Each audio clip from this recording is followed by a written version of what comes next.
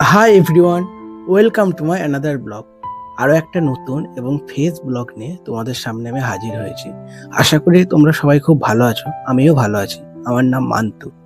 প্রতিদিনের মতন দোকানে এসে আমাদের যে কাজগুলো থাকে সেই কাজগুলো এদিকে আমি কমপ্লিট করতে শুরু করেছি, কারণ এই সমস্ত কাজগুলো শেষ না করে অন্য কোনো কাজে হাত দেওয়া যাবে না। তারপরে নানপুরি হয় আমাদের দোকানে, তোমরা সবাই জানো, তাই নানপুরির জন্য আমি তরকারিটা রেডি করে নিই। আর অন্যদিকে আনন্দদা প্রতিদিনের মতো নানপুরিগুলো ভাজতে শুরু করে দেয়। তারপরে নানপুরিগুলো রেডি হয়ে গেলে আমি এদিকে দুপুরের সবজির জন্য পেঁয়াজ কাটতে শুরু করে দিই, আর এদিকে মশলাটাও কষাতে শুরু করে দিই। আজকে আমাদের দুপুরের লাঞ্চের মেনু ছিল আলু ফুলকপির সবজি মাছের মাথা দিয়ে। কি সুন্দর হয়েছিল খেতে, তোমরাও একবার আমাদের দোকানে খেয়ে দেখতে পারো। তারপর মাংস চলে আসলে সময় নষ্ট না করে চিকেন মোমোটা আমরা রেডি করে নিই। আর অন্যদিকে আনন্দদা নানপুরি ভাজা হয়ে গেলে চিকেন পকোড়ার জন্য মাংসটাকে ম্যারিনেট করে নেয়।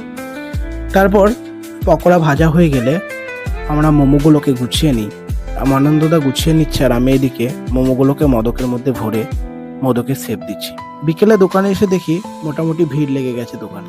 স্যালাডগুলো তার মধ্যে কাটা হয়নি, তাই আমি সময় নষ্ট না করে স্যালাডগুলোকে কেটে নিই।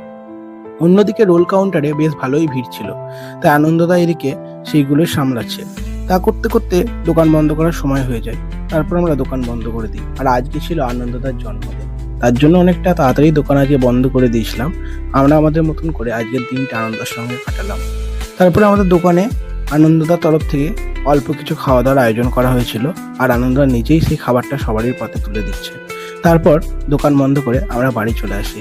Tata guys, thank you for watching. দেখা হবে আবার অন্য কোনো একটা ভিডিওতে।